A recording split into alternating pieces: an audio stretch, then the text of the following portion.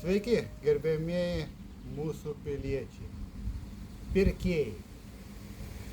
Pakalbėsim apie rinką. Kada jūs gaunat pinigėlių atlyginimą, jų reikia padalinti į 3 grupės. Taip, kad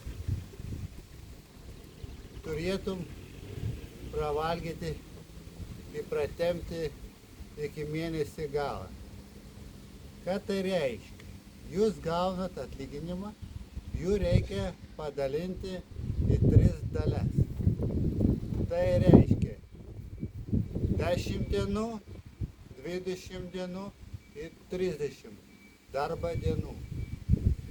Kada jūs pinigėlius bandat išleisti iš karto, jūs neteksite pinigėlio iki mėnesį galą. Taigi, 30 darbo dienų reikia jų padalinti. Mokesčius mokėtojas skaičiuoja už metus. Tai praėjusius metus, tai dalinasi ne 30 dienų, o jau per metus jūsų pinigėlį paima. Tai yra 12 mėnesių. Galima pravalgyti,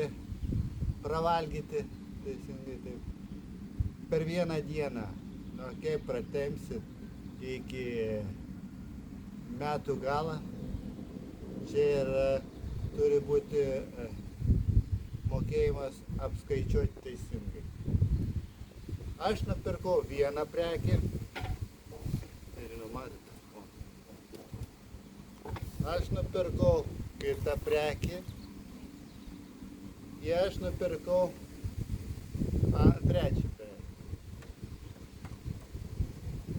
Reiškia, jeigu aš atėjau į rinką, į parduotuvę arba kokią kitą finansinę įstaigą,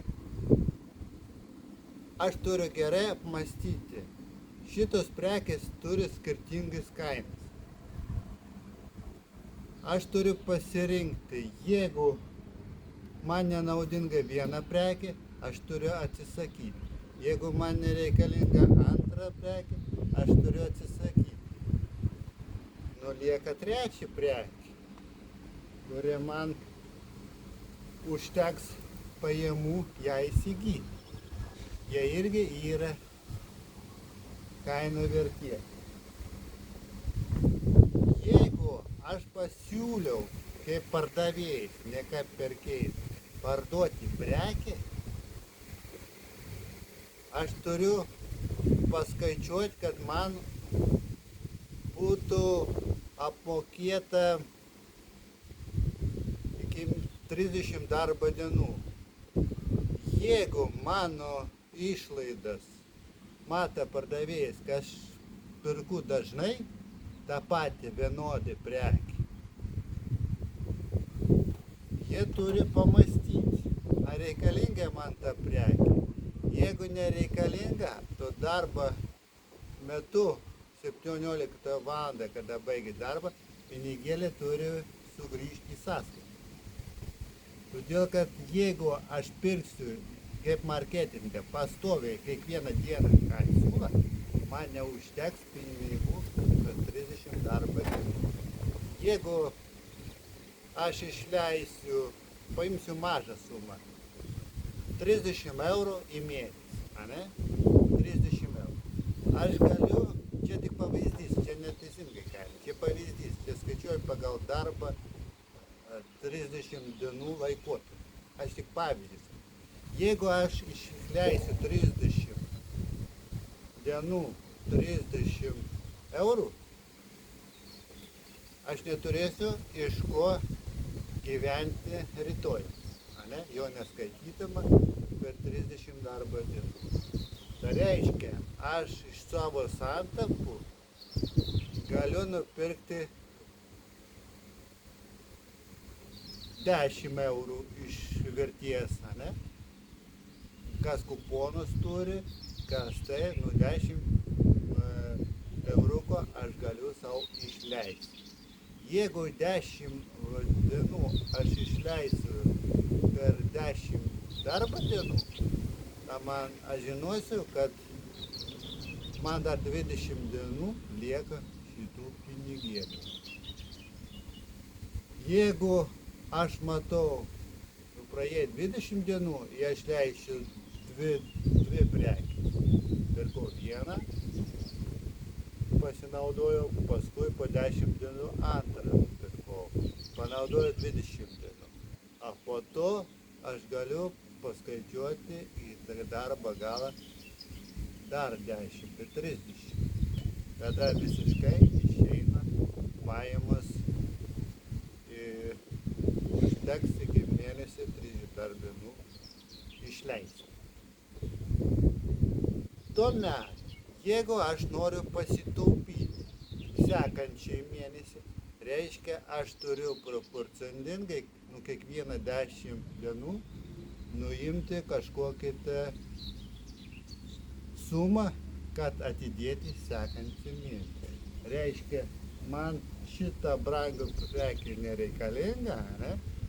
Aš pirku kokį pigesnį. Pavyzdžiui, laikrodį, ne?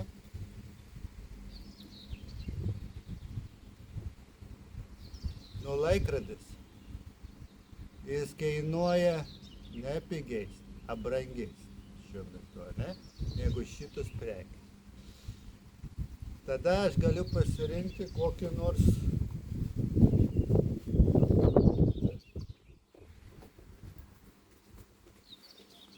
tuščias kišenis, nieko neturiu.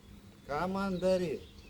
Prekė yra brangi. Jeigu nupirksiu čia per metus arba 3 metus, aš galiu tik tai ją išsimokėti, jeigu imsiu lizingą, ne?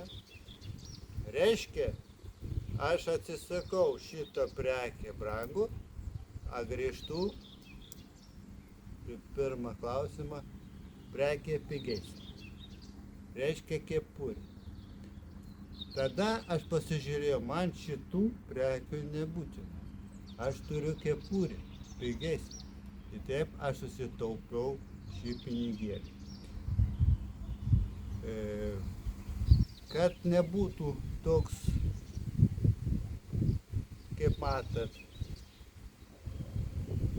plikas, ne?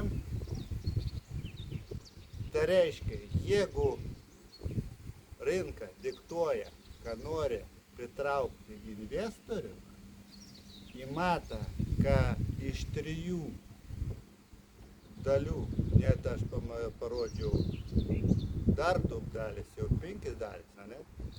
Turiu pasirinkti, kokį man palankesnį. Jeigu aš išleidau iškart skirtingai metu parinkas kainas 3 prekės, reiškia, perki, jeigu rinka diktuoja, kad kaina kyla, nekaip žmogus negalės įsigyti brangesnį kainą. Jeigu rinka staigiai krenta, pardavėjas turi paskaičiuoti, kad man tos iškart 3 kainas priimti finansinius lėšus nebūtina. Rinka turi pasirinkti vieną svarbiausią. Jeigu rinka diktuoja brangi kainą, ima brangi, ne? Jeigu yra rinka sumažėja 5%, ne? Turi imti mažesnį. Jeigu rinka negali nukristi iki sekančių 3, reiškia ta, kuri nepasiekia rinką kainą, turi būti darbo pabaigoje sugrąžinta 17 valandą darbo pabaigimų finansinių laikotarpių. Iš 3 dalių reikia sugrąžinti. Todėl investuotojas irgi negali investuoti visą sumą, todėl puikiai žino, kad jis neturės rytoj tų lėšų. Negalima visą atlyginimą išleisti iš karto. Tokiu metu, kaip rinka dirba, jie priprata, pinigų visada mažai. Tai yra negerai, tai klaida. Čia mes papulsim į pinklės. Investuotojas, jeigu investuoja iš keletą dalių, jisai turi sulaukti grąžinimo pinigų iki darbo pabaigos, 17 val. Jeigu visi pinigai priimti, čia neteisingas kelias. Tiek nereikia rinkui, kad viską supirkti, aš turiu maišą pinigų, o paskui nežinau, ką su jais daryti. Tai yra neteisingai. Tai vat jūs apsispręskite, aš per jūsų nusimiau kepurę, jeigu aš nupirkau išleidau 3 kartus iš eilės skirtingą kainą ir rinka nepasiekė pinigėlių, jūs turit iš tų 3 pasirinkti palankesnį kainą, kad nesužlugdyti biržą ekonomikos, kuri taip sunkiai keliasi kiekvienoj valstybei. Tada sumažės rizika, žmonės nebus biedni ir kartu galėsim kelti ekonomiką. Tai reiškia, iš 3 dalių jūs turite paskaičiuoti pagal pajamas vidurkį. Jeigu nėra didelė suma, jų galima nuskaičiuoti mažomis dalelėmis kelis kartus. Nu, jeigu suma viršyje mėnesį atlyginimą arba skaičiuojamas metinį vidurkį, jisai viršys normą. Reiškia, investavimas nėra teisingai. Jūs turit pasirinkti pačią mažiausią kainą vertės ir sugrąžinti iki darbo pabaigos atitinkamus lėšas. Jeigu nieks neinvestuos, biržas negalės prekiauti pirkimo pardavimą. Kepurę nuėmė prieš jūsų Sergejus Tomilenko, Lietuvos pilietis.